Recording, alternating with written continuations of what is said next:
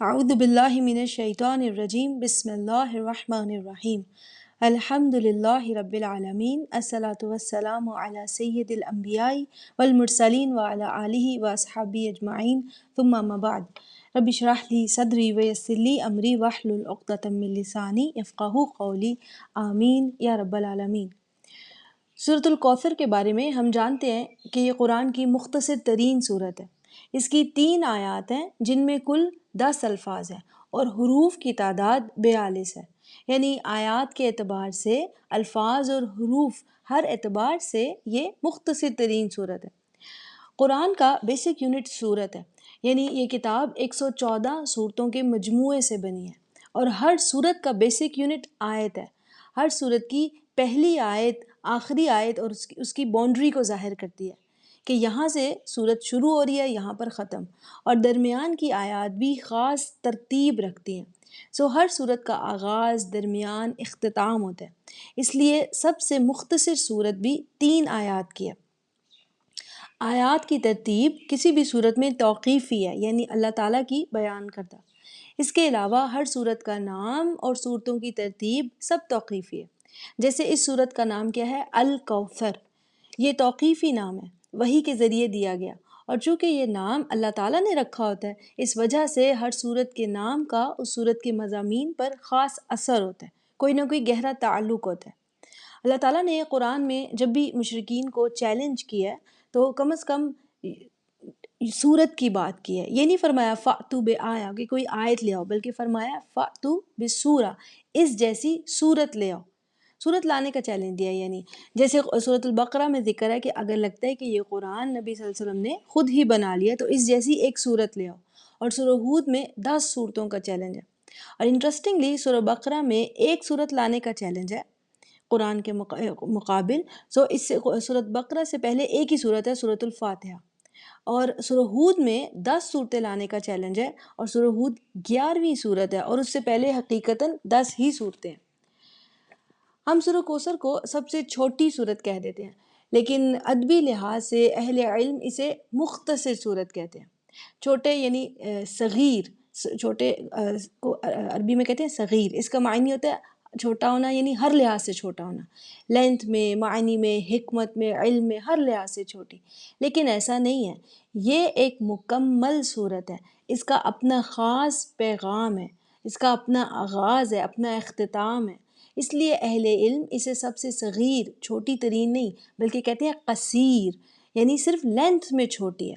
قصیر وہ ہوتا ہے جو سائز میں، لینتھ میں چھوٹا ہو، لیکن فضائل میں، پیغام میں، گہرائی میں، باقی لحاظ سے یہ چھوٹی نہیں ہے۔ اس صورت کا نام بھی یہی پیغام دے رہا ہے۔ جیسے ذرا غور کریں، صورت کا کیا نام ہے؟ کوثر۔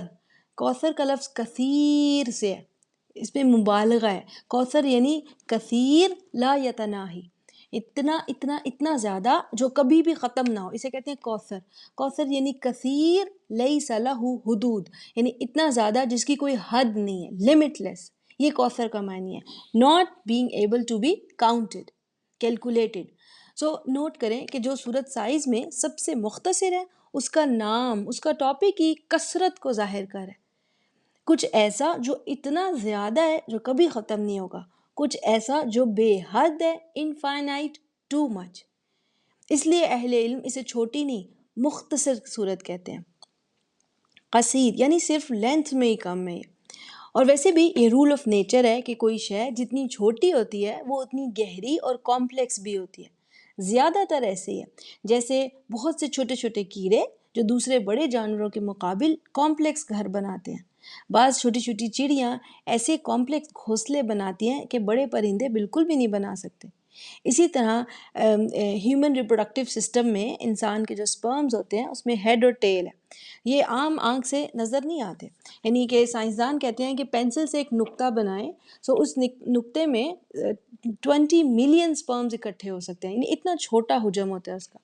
لیکن اسی ایک سپرم کے ہیڈ میں 23 کروموزومز ہوتے ہیں، جس میں 21,000 جینز موجود ہوتے ہیں، جو انسان کی پرسنالٹی کو ایکسپلین کر رہے ہوتے ہیں کہ اس کا ہیئر کلر کیسا ہوگا، اس کا سکن کلر، ہائٹ، آئی شیپ وغیرہ وغیرہ، اس طرح کی معلومات لیے ہوتے ہیں۔ تو یوزلی جو شے حجم میں کم ہے، نیچرلی وہ بہت زیادہ گہری اور کمپلیکس بھی ہوتی ہے۔ اس صورت کا اللہ تعالیٰ نے آغاز فرمایا انا اعطینا کا، یقیناً ہم نے آپ کو عطا کی ہے، یعنی اللہ تعالیٰ کی طرف سے رسول اللہ صلی اللہ علیہ وسلم کو اسپیشلی کچھ عطا کیا جا رہا ہے۔ اللہ تعالیٰ کی طرف سے اپنے رسول کے لیے گفٹ ہے، اور وہ کیا ہے؟ الکوثر۔ الکوثر اس کا لغوی معنی ہے الخیر کثیر، الخیر کثیر۔ یہ سلائیڈ میں ٹائپو ہے، یعنی الٹا لکھ دیا گیا ہے۔ لغوی معنی الخیر کثیر ہے اور اصطلاحی معنی ہے النہر فی الکوثر۔ سلائیڈ میں دونوں الٹے ہیں۔ الکوثر کا لغوی معنی کیا ہے؟ الخیر کثیر لا یتناہی، بے حساب خیر جو کبھی بھی ختم ہونے والا نہیں ہے، یا پھر خیر کثیر لیس لہ حدود، اتنا خیر جس کی کوئی حد نہیں ہے۔ مفسرون کے اگر اقوال دیکھیں تو کوثر سے متعلق کم از کم 26 اقوال آپ کو تفاسیر کی کتابوں میں ملیں گے۔ یہ تمام اقوال کوثر کی، خیر کثیر کی مثالیں ہیں، جیسے کہ کوثر یعنی نبوت، بعض کہتے ہیں الکوثر یعنی القرآن العظیم، اسی طرح الکوثر یعنی اسلام ہم نے آپ کو عطا کیا۔ ایک اور قول ہے العلم والحکمت عطا کی، ایک اور قول یہ بھی ہے مقام محمود، بعض کہتے ہیں کہ الکوثر یعنی اصحاب رسول صلی اللہ علیہ وآلہ وسلم۔ اسی طرح ایک قول یہ بھی ہے رفعت ذکر، کہ آپ کے ذکر کو بلند کیا، سورہ علم نشرہ میں اس کا حوالہ ہے ورفعنا لک ذکرک۔ اور بھی بہت سے قول ہیں، ہو سکتا ہے کہ 26 سے بھی زیادہ ہوں، اور ان میں سے کسی ایک کو بھی غلط نہیں کہا جا سکتا، کیونکہ یہ تمام الکوثر کی پاسبلٹیز ہیں۔ اب ان تمام پاسبلٹیز کو اگر جمع کریں، نبوت، قرآن، اسلام، شریعت، اصحاب رسول، علم اور حکمت، یہ سب کے سب، تو یہ تمام اقوال اصل میں رسالت سے تعلق رکھتے ہیں، یا کہہ لیں کہ یہ تمام رسالت محمدی صلی اللہ علیہ وآلہ وسلم کا پھل ہے۔ اس وجہ سے ہے قرآن، اس وجہ سے ہے اسلام کا پھیلنا، مسلمانوں کا ایک امت ہونا، اس وجہ سے ہے رفعت ذکر، اس وجہ سے ہے اصحاب رسول، شریعت بھی، سب یہ سب رسالت محمدی کی وجہ سے ہیں۔ اور رسالت محمدی کی کچھ خصوصیات ہیں کہ وہ باقی رسالتوں سے کچھ مختلف ہے، کیونکہ یہ آخری رسالت ہے، اس میں نازل کردہ کتاب کا ذمہ خود اللہ تعالیٰ نے لیا ہے، باقی پہلی نازل کردہ کتابوں کے لیے ایسے نہیں تھا۔ پھر یہ رسالت جو ہے تمام پچھلی رسالتوں کو منسوخ کرتی ہے، کینسل آؤٹ، اور قیامت تک یہی رسالت ہے۔ یہ تمام رسالت محمدی کی خصوصیات ہیں، اور یہ وہ خاص گفٹ ہے جو کسی اور کو نہیں ملا، یہ امتیاز کسی دوسرے رسول کو بھی نہیں ملا۔ جو بھی رسول آئے رسول اللہ صلی اللہ علیہ وسلم سے پہلے، انہیں کتاب ملی، شریعت ملی، دین قائم ہوا، اسلام ہی کی تبلیغ کی انہوں نے، مگر کسی رسول کو یہ خصوصیت نہیں ملی کہ وہ آخری رسول ہو، اور اس کی رسالت کل انسانیت کے لیے قیامت تک کے لیے ہو، اور باقی پرانی رسالتوں کو کینسل آؤٹ کر دیا جائے۔ کسی رسول کو یہ خصوصیت نہیں ملی، یعنی رسول اللہ صلی اللہ علیہ وسلم کو دیا گیا رسالت کا گفٹ بھی خاص ہے، منفرد ہے، ڈیفرنٹ ہے۔ ایک یہ پاسبلٹی ہوگی کوثر کی، رسالت۔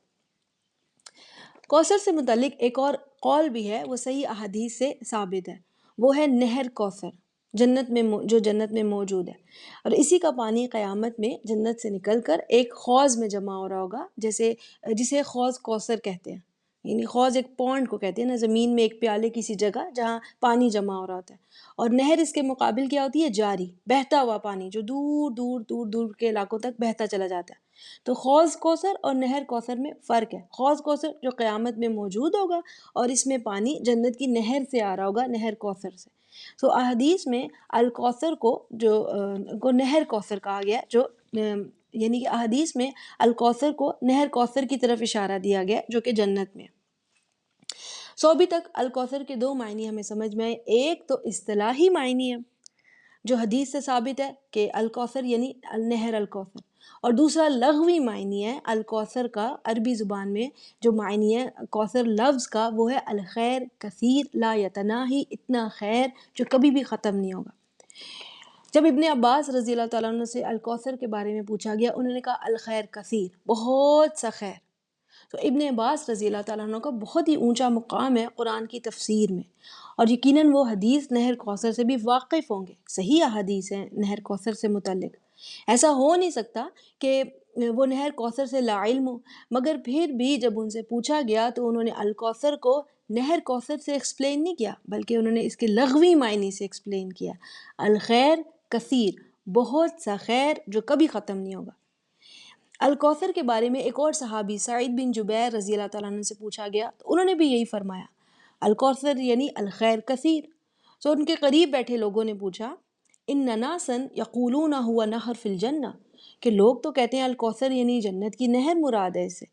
تو سعید بن جبیر نے بہت خوبصورت جواب دیا، انہوں نے فرمایا النہر الذی فی الجنہ ہوا من الخیر کثیر الذی آتاہ اللہ ایاہ، کہ نہر کوثر جو جنت میں ہے وہ خیر کثیر میں سے ہے، یعنی اس کا حصہ ہے، الخیر اس خیر کثیر میں شامل ہے۔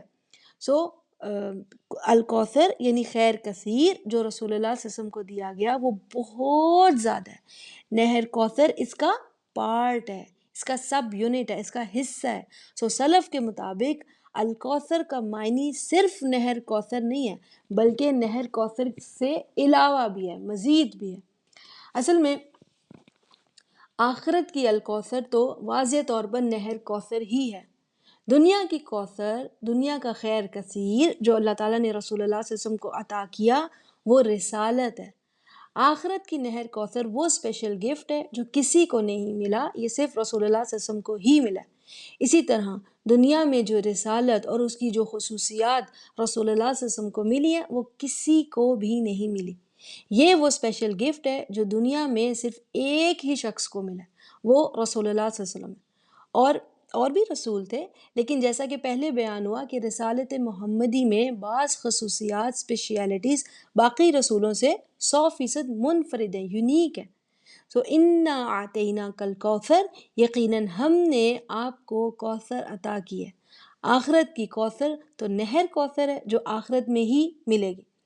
دنیاوی لحاظ سے کوثر ہے رسالت، یہ وہ نہر ہے جس میں خیر ہی خیر بہتا ہے، دین کا کل علم اور رسول اللہ صلی اللہ علیہ وسلم کا اس کے مطابق عمل اور تعلیم۔ سو رسالت محمدی میں اتنا خیر کثیر ہے کہ قیامت تک کے تمام انسانوں کے لیے یہ رسالت کافی ہے، سب کے لیے اس میں خیر ہے۔ سو کوئی حقیقی دین کو جاننا چاہتا ہے تو اسی نہر رسالت سے فائدہ ہوگا، باقی منحرف چینجڈ رسالتوں سے کچھ بھی نہیں ملنے والا۔ سو اس نہر رسالت سے کوئی دین اسلام میں داخل ہو رہا ہے، مسلمان ہو رہا ہے، کوئی اپنے رب کی پہچان کر رہا ہے، اس نہر رسالت سے کوئی نماز سیکھ رہا ہے، کوئی دعائیں مانگنے کے طریقے جان رہا ہے، کسی کو اس سے اخلاق حسنہ ملتے ہیں، اخلاق حسنہ، کوئی شریعت حاصل کرتا ہے، وراثت کے حقوق و فرائض کے احکام بھی اسی میں ہیں، معاشرت کے احکام بھی، مال کہاں خرچ کریں، کیسے خرچ کریں، دنیاوی خیر کثیر دنیاوی فوائد کے حساب سے ہی ہو سکتا ہے نا۔ سو اس خیر کثیر سے ہر کوئی فائدہ حاصل کر سکتا ہے، کیونکہ یہ دنیاوی کوثر رسالت قیامت تک کے ہر شخص کے لیے، ہر خاص و عام، مالک غلام مرد عورت سب کے لیے اس میں خیر کثیر ہے۔ کوئی بھی کسی زمانے کا انسان پیاسا نہیں رہ سکتا۔ وہ لوگ جو اس دنیاوی کوثر سے، خیر کثیر سے، اس رسالت سے فائدہ لیں گے، آخرت میں خود رسول اللہ صلی اللہ علیہ وسلم انہیں نہر کوثر سے پانی پلائیں گے۔ حدیث شریف میں ہے کہ رسول اللہ صلی اللہ علیہ وسلم نے فرمایا وَمَنْ شَرِبْ مِنْهُ لَمْ يَظْمَنْ بَعْدَهَا أَبَدًا، جو اس کا پانی پیے گا وہ اس کے بعد کبھی بھی پیاسا نہیں ہوگا۔ سو امت کے تمام لوگ اس حوض تک پہنچیں گے ضرور، مرد عورت سب، لیکن ضروری نہیں کہ سب اس حوض سے پانی بھی پی سکیں۔ جو حدیث ابھی سنائی گئی ہے وہ صحیح حدیث ہے، اور اس کا آخر حصہ یہ ہے کہ بعض لوگ جو اس حوض تک آئیں گے پانی پینے، انہیں اس حوض سے دور کر دیا جائے گا۔ رسول اللہ صلی اللہ علیہ وسلم فرمائیں گے انہم منی، یہ تو مجھ سے تھے، یعنی میرے ماننے والے، میرے امتی ہیں۔ کہا جائے گا انکا لا تدری ما بدلوا بعدک، آپ کو معلوم نہیں کہ آپ کے بعد انہوں نے کیا کیا تبدیلیاں کر دیں، یعنی دین کو بدل دیا۔ رسول اللہ صلی اللہ علیہ وسلم جواباً فرمائیں گے، اسی صحیح حدیث کا پارٹ ہے، سحقاً سحقاً لمن بدل بعدی، دوری ہو ان کے لیے جنہوں نے میرے بعد تبدیلیاں کی، یعنی جنہوں نے دنیاوی کوثر رسالت کو تبدیل کیا، اس سے دلچسپی نہ رکھی وغیرہ وغیرہ، ان کا قیامت میں حوض کوثر پر بھی کوئی حق نہیں ہوگا۔ سو کوثر بہت ہی وسیع لفظ ہے، خیر کثیر. اگر دنیا میں دیکھیں تو کئی مثالیں دی جا سکتی ہیں، قرآن، اسلام، اصحاب رسول، شریعت، درود و سلام ان پر، ان کا حکمت و علم، سب کچھ جو کچھ دنیاوی ملا. تو اصل میں یہ سب کیا ہے؟ رسالت کا حصہ. اور دنیا میں رسالت محمدی اپنی خصوصیات کے ساتھ وہ خیر کثیر ہے جو تحفہ صرف رسول اللہ صلی اللہ علیہ وسلم کو ہی ملا، اور کل ناس اس خیر کثیر سے فائدہ اٹھا سکتے ہیں. یہ اس نہر کی طرح ہے جو بہتی رہتی ہے، بہتی رہتی ہے، بہتی رہتی ہے، سب کے لیے فائدے کا باعث ہوتی ہے جب تک یہ دنیا قائم ہے. اور آخرت میں خیر کثیر کی سب سے بڑی مثال جو احادیث میں موجود ہے وہ کیا ہے؟ نہر کوثر. اس کے علاوہ اللہ تعالیٰ رسول اللہ صلی اللہ علیہ وسلم کو جنت میں کیا کیا اسپیشل گفٹ عطا فرمائیں گے، کیا کیا نعمتیں دیں گے، وہ بھی کوثر میں آ سکتی ہیں، کیونکہ کوثر خیر کثیر ہے، اس کی کئی پاسبلٹیز ہیں، لیکن ابھی ہم انہیں جان نہیں سکتے. اس کے بعد اللہ تعالیٰ نے سورت میں فرمایا فَصَلِّ لِرَبِّكَ وَانْحَرْ. اگر کوئی کچھ عطا کرے تو جواباً شکر لازمی ہے، لیکن اللہ تعالیٰ نے یہ نہیں فرمایا فَشْكُر تو شکر ادا کریں، بلکہ نماز اور قربانی کا حکم دیا ہے. یعنی صرف زبانی شکر نہیں، شکر بالعمل. اور کون سے عمل؟ نماز اور قربانی کا ذکر ہوا ہے. سب سے پہلے ہے سلی. سلی کا لفظ صلاۃ سے ہے، اور صلاۃ کا شرعی معنی نماز ہے، جبکہ اس کا جو لغوی معنی ہے، جو لغت میں معنی ہے عربی میں، وہ دعا ہے. کہیں حسب سیاق قرآن میں صلاۃ کا لفظ دعا یا عبادت کے لیے، کہیں نماز کے معنی میں.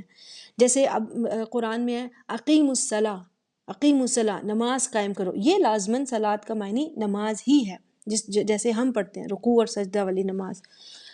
پھر اس کے علاوہ اللہ تعالیٰ نے قرآن میں صلاۃ کے لفظ کو ایسے بھی فرمایا کل قد علم صلاتہ و تسبیحہ، یعنی کائنات کی ہر شے اپنی صلاۃ اور تسبیح جانتی ہے. آسمان اور زمین کی عبادات ہماری عبادات سے مختلف ہیں، لیکن کائنات کی ہر شے اللہ تعالیٰ نے فرمایا اپنی عبادات کا طریقہ جانتی ہے.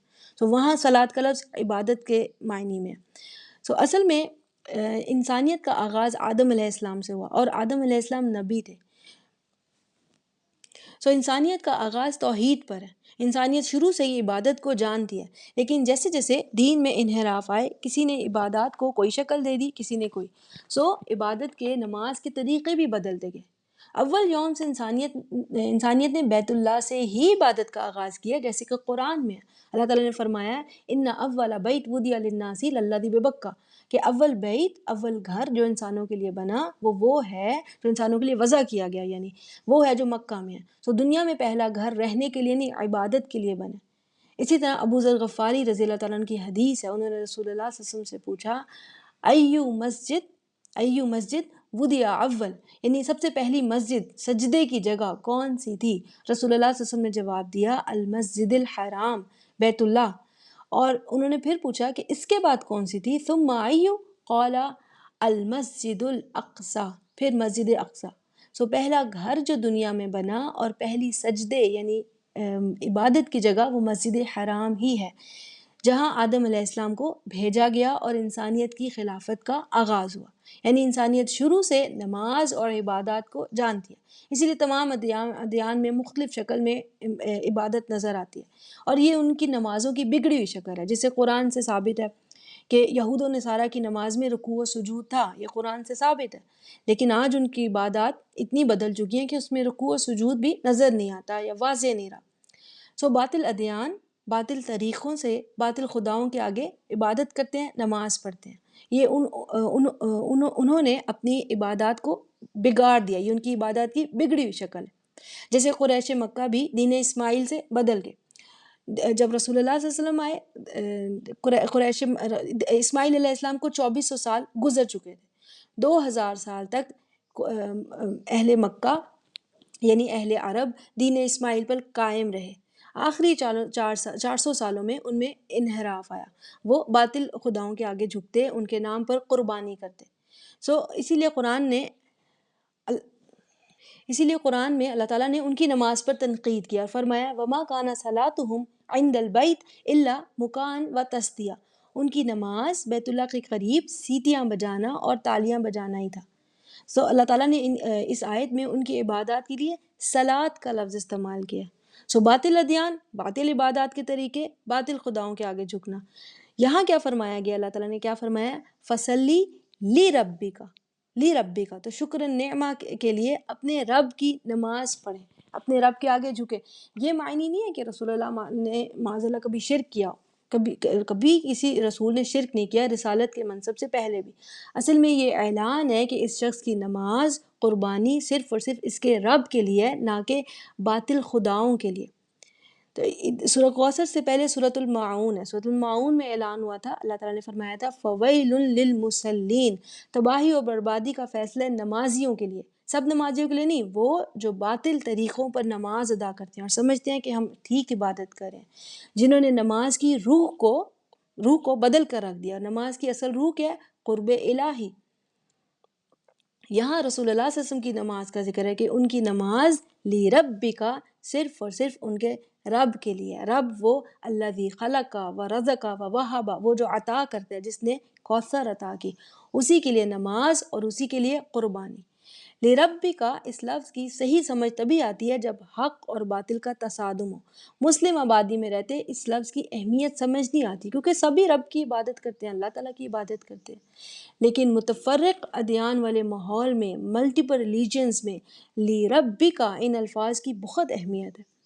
سو اس آیت میں ایک طرف نماز کا ذکر ہے اور ایک طرف قربانی کا، دو طرح کی عبادات کا ذکر ہے، نماز اور قربانی۔ نماز کیا ہے، کم از کم دن میں 5 مرتبہ نماز فرض ہے، اس کے علاوہ انسان مزید بھی ادا کر سکتے ہیں نوافل کی فارم میں بھی، لیکن جو کم از کم ریکوائرمنٹ ہے وہ دن کی 5 نمازیں ہیں، یعنی ایٹ منیمم 5 تو لازمی ہیں۔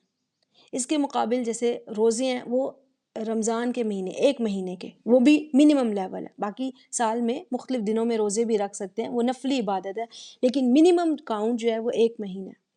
زکوٰۃ بھی سال میں 1 مرتبہ، قربانی بھی سال میں 1 مرتبہ، یہ سب کم از کم ہے، ایٹ لیسٹ۔ اس سے زیادہ کی تعداد بھی بڑھائی جا سکتی ہے، لیکن فرض میں یہ ایٹ لیسٹ ہے۔ سو اگر آپ نماز اور قربانی کی عبادت کا تعداد کے حساب سے کمپیریزن کریں تو 5 نمازیں ایک دن میں، اور اس کو ملٹیپلائی کریں سال کے 365 دن سے، تو کل ٹوٹل 1825 نمازیں ہیں جو ایک سال میں بنتی ہیں، جبکہ قربانی کا تناسب کیا ہے، وہ ایک ہے، ایک سال میں 1 مرتبہ قربانی فرض ہے، جبکہ مقابل 1825 نمازیں ہیں جو سال میں انسان کو ادا کرنی ہے، اور قربانی میں تب ہے جب انسان صاحب نصاب ہو۔ سو نماز لازم ہے، اس طرح لازم ہے کہ کھڑے ہو کر نہیں تو بیٹھ کر نہیں تو لیٹ کر، ورنہ اشاروں سے، کیونکہ یہ رب اور عبد کے تعلق کا قرب کا ذریعہ ہے۔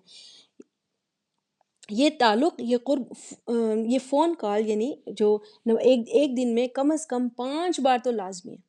سو نماز آپ دیکھیں، قربانی کے مقابل نماز کثیر عبادت ہے، ایک دن میں 5 بار، اور قربانی جو ہے یہ قلیل عبادت ہے، سال میں صرف 1 بار فرض ہے۔ سو کثیر سے قلیل تک، فصلی لربی کا ونہر، کثیر سے قلیل تک ہر قسم کی عبادت لربی کا، اپنے رب کے لیے خاص کر لیں۔ یہ شکر النعمہ کا بہترین طریقہ ہے۔ اسی لیے علماء اس آیت کے بارے میں کہتے ہیں کہ یہ آیت سورہ انعام کی آیت سے بہت مطابقت رکھتی ہے، جہاں اللہ تعالیٰ نے فرمایا قل، اعلان فرما دیں، ان صلاتی و نسکی، میری نماز اور میری قربانی، سیم پیٹرن ہے، صلات اور قربانی، میری نماز اور میری قربانی، و محیای و مماتی، اور میرا جینا اور مرنا، یہ سب کس لیے، للہ رب العالمین، صرف اور صرف اللہ تعالیٰ کے لیے جو کل جہانوں کا رب ہے، یعنی میری عبادات، میری زندگی، میری موت میں سے کسی بھی باطل خدا کے لیے کوئی جگہ نہیں، کوئی گنجائش نہیں ہے۔ کل کی کل زندگی، کل کی موت، نماز، قربانی، سب کیا ہے، للہ رب العالمین۔ اس کے بعد اس سورت کی آخری آیت ہے ان شانیہ کا هو الابتر۔ الشانے کہتے ہیں المبغض بشدہ، شدید بغض رکھنے والا، اتنی نفرت رکھنے والا کہ نفرت اور بغض کی وجہ سے دوسرے شخص کو دیکھنے سے بھی اجتناب کرے، یہ الشانے کا معنی ہے، شدید بغض رکھنے والا۔ اور ابتر کا لفظ بطرہ سے ہے، اس کا معنی یوزلی قطع کہا جاتا ہے، کٹ ہو جانا، کاٹ دینا۔ اصل میں اس لفظ کا استعمال ہوتا ہے قطع قبل الاتمام، یعنی کوئی کام چل رہا ہے، مکمل ہونے سے پہلے منقطع ہو جائے، پورا ہی نہ ہو پائے۔ جیسے کوئی چھوٹی بچی ہے، بلاک سے گھر بنا رہی ہے، ابھی پورا نہیں ہوا، اس کا شرارتی بھائی آئے اور مکمل ہونے سے پہلے اسے توڑ ڈالے، یہ ابتر ہونا ہے، یعنی کوئی کام ایسے منقطع ہونا کہ وہ پورا ہی نہ ہو سکے، مکمل نہ ہو سکے، یہ ابتر کا معنی ہے۔ تو ابتر کا لفظ کوثر کے مقابل آیا، ابتر کا لفظ کوثر لفظ کے مقابل ہے۔ دیکھیں اللہ تعالیٰ نے فرمایا ان نشانیہ کا ہول ابتر، یقیناً آپ سے شدید بغض رکھنے والا ہی ہے جو ابتر ہوگا، یعنی جو کوئی بھی آپ سے شدید نفرت اور بغض کی وجہ سے اس کوثر کو، اس رسالت کو روکنا چلے اس کے لیے، اس کے اس رسالت کے اگینسٹ پلان بنائے، اس کے پلانز کبھی بھی کامیاب نہیں ہوں گے، ہمیشہ اس کی کوششیں کیا رہیں گی؟ ابتر، یعنی یہ رسالت اس دنیا کی نہر کی طرح ہے، لوگ اس سے فائدہ لیتے رہیں گے قیامت تک، اور جو کوئی آپ سے بغض رکھنے والا کبھی بھی اس میں رکاوٹ ڈالنے کی کوشش کرے گا، اس کی ہر کوشش کیا کر دی جائے گی؟ ابتر، یہاں تک کہ وہ خود بھی کیا ہوگا؟ ابتر، یعنی جو دین اسلام کو روکنے کی کوشش کرے، اسلام کے بارے میں دلوں میں بدگمانیاں لانے کی کوشش کرے، قرآن سے لوگوں کو دور کرنے کی کوشش کرے، آپ کے اصحاب کا راستہ روکے، ایسے ہر کسی کی چال یا کوشش کبھی بھی کامیاب نہیں ہونے دی جائے گی، کبھی بھی کمپلیشن کی طرف نہیں جائے گی، راستے میں ہی ابتر کر دی جائے گی، کٹ آف۔ جیسے ابو لہب نے کوششیں کی، اس کی تمام چالیں کیا ہوگی؟ ابتر۔ ابو جہل اور قریش کے دوسرے سردار جتنی بھی سر توڑ کوشش کرتے رہے رسول اللہ صلی اللہ علیہ وسلم کے خلاف، حتیٰ کہ انہیں قتل کی سازش بھی کی، ہر کوشش، ہر سازش راستے میں کیا کر دی گئی؟ ابتر۔ پھر رسول اللہ صلی اللہ علیہ وسلم جب مدینہ گئے، منافقین کا سردار عبداللہ بن ابی اور مدینہ کے یہودی کتنی چالیں چلتے رہے، ہر چال آخر کار کیا ہوگی؟ ابتر، کوئی بھی چال کامیاب نہیں ہوئی، مکمل نہیں ہونے پائی۔ اسی طرح وصال رسول صلی اللہ علیہ وسلم کے بعد کئی لوگ اٹھے جزیرہ عرب میں جنہوں نے نبی ہونے کا دعویٰ کیا، مسیلمہ کذاب جیسے، جن کی تمام چالیں کیا کر دی گئی؟ ابتر۔ اسی طرح آج تک اس رسالت کو کوئی روک نہیں پایا، یہاں تک کہ کوئی جھوٹ موٹ کی حدیث بھی اگر گڑھ لی جائے تو کچھ ہی عرصے میں وہ بھی ابتر، وہ بھی منقطع ثابت ہو جاتی ہے۔ وہ تمام لوگ جو اس رسالت سے فائدہ لیں گے آخرت میں وہی ہوں گے جن کو نہر کوثر کا میٹھا ٹھنڈا، دودھ سے زیادہ سفید، شہد سے زیادہ میٹھا پانی، جیسے کہ حدیث میں ایکسپلین کیا گیا، وہ پانی پلایا جائے گا، اور جنہوں نے اس رسالت سے بغض رکھا انہیں کوثر کے شیریں پانی سے دور کر دیا جائے گا۔ دنیا چونکہ عالم خلود نہیں ہے، دنیا فانی ہے، تو یہ رسالت اس رہتی دنیا تک ہمیشہ قائم رہے گی اور انسانوں کی ضرورت کے لیے کافی رہے گی۔ پھر آخرت کیونکہ عالم خلود ہے، وہاں نہر کوثر اور اس جیسی کئی نعمتیں ہمیشہ قائم رہیں گی، کیونکہ وہ ہے ہی عالم خلود۔ یہ مختصر سی صورت اپنے اندر کتنا گہرا، عظیم اور دنیا سے لے کر آخرت تک کا پیغام لیے ہوئے۔ وآخر دعوانا ان الحمد للہ رب العالمین۔ السلام علیکم ورحمۃ اللہ وبرکاتہ۔